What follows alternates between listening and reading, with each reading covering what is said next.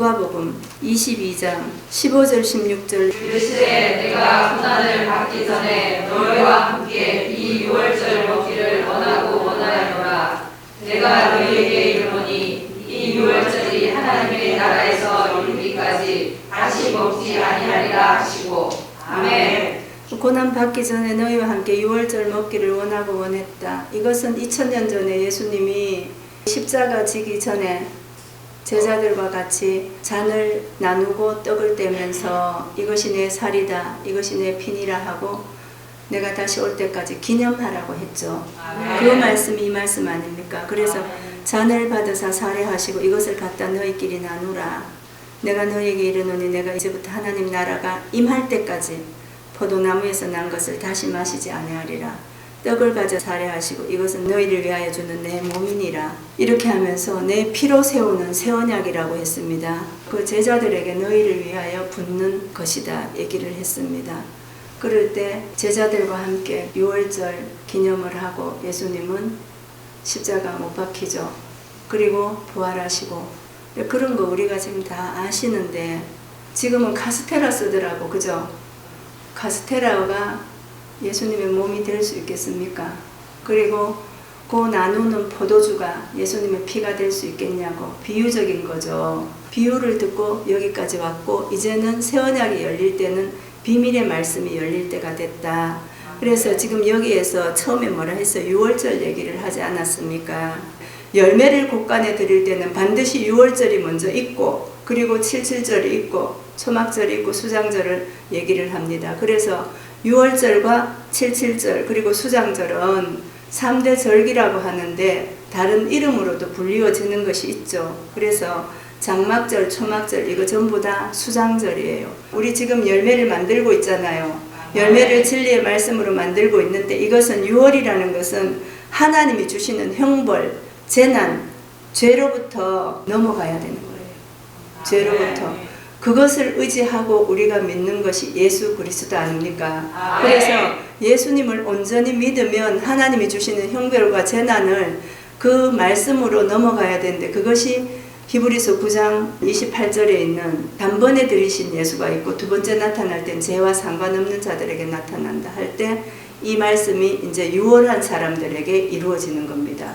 그리고 그 사람들은 나무다, 풀이다 했으니까 초막 절기를 지키는 한 사람 한 사람이 되는 것이고 그래서 이것이 어려운 것이 아닌데 자꾸 구약에서 모세 때 이야기로 보니까 우리와는 상관이 없고 이 유월도 어떻게 해야 되는지 모르는 겁니다. 예수님이 오셨을 때 쉽게 생각하면 유다를 뺀 11사도에 마태아가 들어가죠. 그 12사도는 유대교에서 예수님 앞으로 유월하신 것입니다. 그런데 예수님은 초림에 오셔서 십자가 지시고 죄 문제를 해결하러 오셨죠. 그러면 완성을 하려면 부활하셔서 재림하셔서 사도들과 함께 완성을 해야 돼요. 그래야 부활이 이루어지는 거예요. 예레미야 51장 33절 만군의 여호와 이스라엘의 하나님이 이같이 말씀하시되 딸 바벨론은 때가 이르는 가장하다고 하는지라 미국의 추수 때가 이르리라 하시더라. 아멘.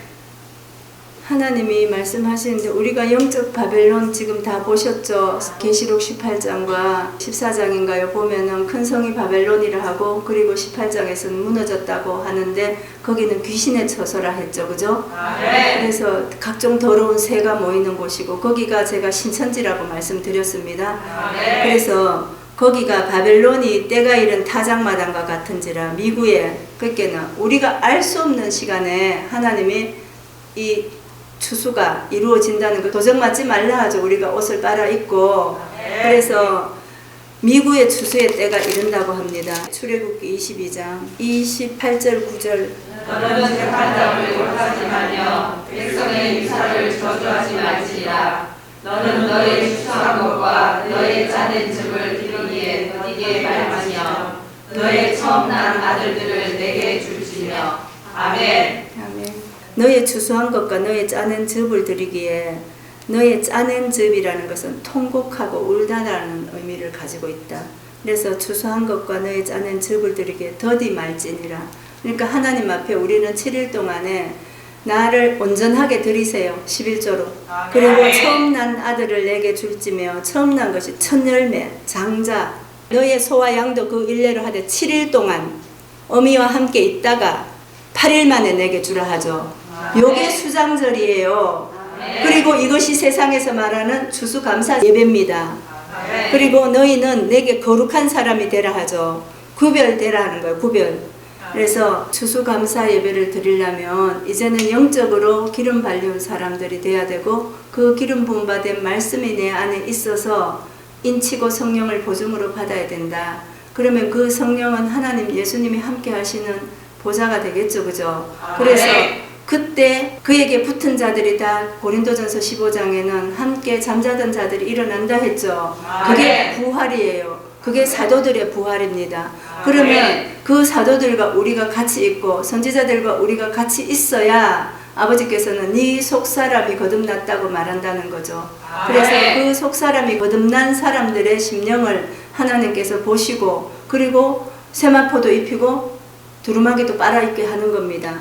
그 사람들을 금면류관이라고 하는 거예요. 그래서 지금 77절 이것은 하나님께서 맹세하시고 말씀하셨던 약속한 시간 7일 그것이 77절에 해당됩니다. 그리고 6월절은 아까 우리가 예수님 다시 오실 때 죄와 상관없는 자가 되려면 그 6월절을 예수님 다시 오신 말씀을 인정해야 됩니다. 그 말씀을 인정하지 않고 있다 보니까 이사야서 8장에서는 율법과 증거의 말씀에 맞지 않아서 아침빛을 못 보는 그런 사태가 빚어지잖아요. 스가랴서 14장 16절과 17절. 예루살렘을 치러갔던 열국 중에 남은 자가 해마다 올라와서 그 왕 만군의 여호와께 숭배하며 초막절을 지킬 것이라. 천하 만국 중에 그 왕 만군의 여호와께 숭배하러 예루살렘에 올라오지 아니한 자들에게는 비를 내리지 아니하실 것인즉. 아멘.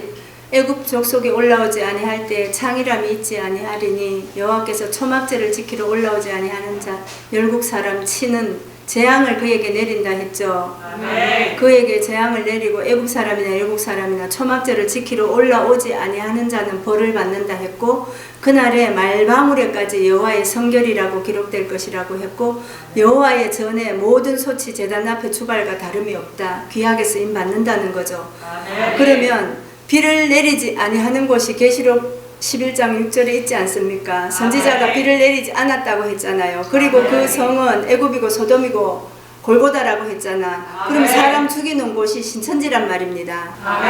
이런 날이 되면은 그날에는 만군의 여호와의 전에 가나안 사람이 다시 있지 않겠다. 이렇게 약속을 주셨어요. 그럼 이 가나안 사람이 없는 그곳은 여호와께 성결이라고 약속 주셨던 그 자리. 그리고 하나님은 나의 택한 장소에서 포도주도 드리고 곡식도 드리고 그리고 기름의 11조도 드리라고 했습니다. 그 기름의 11조가 계시록 4장에서 보좌들에게 앉는 흰옷을 입고 금면류관을 쓴 그 보좌들 위에 앉는 사람들이 기름의 11조라는 겁니다. 그래서 지금 우리는 수장절의 다른 말이 초막절입니다. 그리고 장막절, 하나님의 장막에 들어간다 해서 그래서 장막절이라고도 하는데 하나님의 집에 들어가는 사람들이 마지막에 천국 들어가는 사람 아니에요? 그 사람들이 추수된 열매들입니다. 계시록 14장에 17절 또 다른 천사가 하늘에 있는 성전에서 나오는데 또한 이한 낫을 가졌더라. 아멘. 불을 다스리는 천사도 있고 제단으로부터 나와서 이한 낫 가진 자를 향해서 큰 음성으로 불러 가로되 이 낫을 땅에 휘둘러서 포도송이를 거두라 하죠. 그 포도송이가 다 익었다고 합니다. 그래서 그 익은 포도송이가 뭐겠어요? 예수 재림을 기다리는 성도들 아닙니까? 근데 지금 6월이 될 때가 됐으니까 말씀을 찾아서 가세요. 목자들이 그러나요? 전부 자기 재단에 묶어놓고 교단 교파할 거 없이 전부 자기 앞에 묶어놓고 추수감사절도 드리고 6월절도 설교하고 다 합니다. 아셔야 될 것이 모세가 성막을 왜 우리한테 보여줬습니까? 모세는 성전 뜰을 지나서 성전 뜰이 뭐예요? 밖에 이방의 마당에 있는 성전 방마당 아닙니까?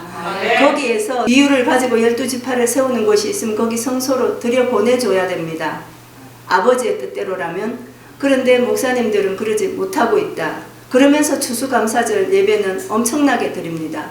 그리고 성소에서 12지파가 있는 그곳에서는 지성소가 열렸다 하면 또 들여보내줘야 돼요.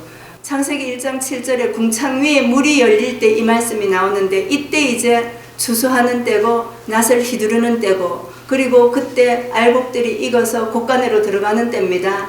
그것이 진정한 추수감사 예배입니다. 그래서 우리는 지금 아버지 앞에 올려드리는 것이 최선의 예배고 최선의 경배입니다. 그래서 하나님 앞에 지금 추수감사 예배를 드리면서 미국에서 가지고 온 그 절기를 가지고 우리나라가 더 열심히 드리는 거예요. 이 추수라는 것이 거듭났다, 가지 열매, 거둬들이는 것은 가지와 열매 아닙니까? 거듭난 사람을 열매 드리는 거예요. 추수가. 그리고 충만하게 완전한 가득 채웠다 이 말입니다. 그러면 하나님께서 말씀하시는 충만한 수가 들어올 때 우리는 이제 추수감사 예배가 온전히 드려지는 겁니다. 그 사람들이 추수감사 열매예요. 가지고. 그래서 이때 이제 수장절 예배를 드리는데 이제 곳간에다 다 모으는 거예요. 곳간에다가. 그래서 그 수장절 예배는 7일이 차서 드린다. 우리가 무교병을 먹던 날, 무교병이 뭐예요? 누룩이 빠진 떡이죠.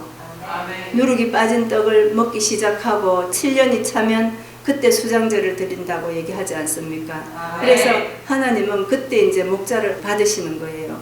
그래서 우리한테 필요한 것은 진리의 말씀으로 나를 온전히 지금 만들어가는 것이 가장 필요한 것입니다. 그래서 그것이 유월을 하지 않았는데 어떻게 추수감사절이 있겠는가를 먼저 생각을 하시고, 그 유월을 하기 위해서 이 성경 말씀을 알아야 된다는 것입니다.